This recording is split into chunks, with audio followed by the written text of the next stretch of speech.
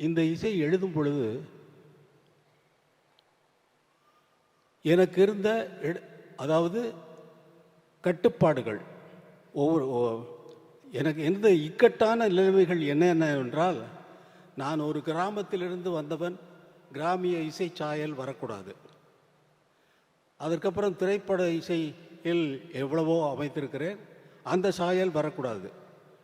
திரைப்படங்களில் வருகின்ற பேக்ரவுண்ட் மியூசிக்கினுடைய சாயலும் வரக்கூடாது. நான் ஒரு தமிழ்நாட்டை சேர்ந்தவன் என்ற அந்த அடையாளமும் வரக்கூடாது.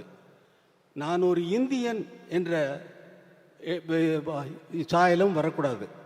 உலகத்தில் அத்தனை கம்போசர்களும் செய்த இசையை கேட்டிருந்தேன் அல்லவா, அதனுடைய தாக்கமும் வரக்கூடாது. அவர்களைப் போல் நான் எழுதிவிட்டேன் என்று யாரும் சொல்லக்கூடாது.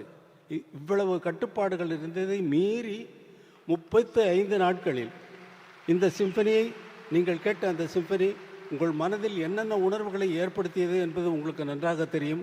எத்தனை பேர் அழுதிருப்பீர்கள் என்பது நன்றாக தெரியும். எனது சகோதரர் கமலஹாசன் அவர்கள் சொன்னார், கர்ச்சீஃப் கொண்டு வந்தான் என்று சொன்னார். அந்த கர்ச்சீஃப்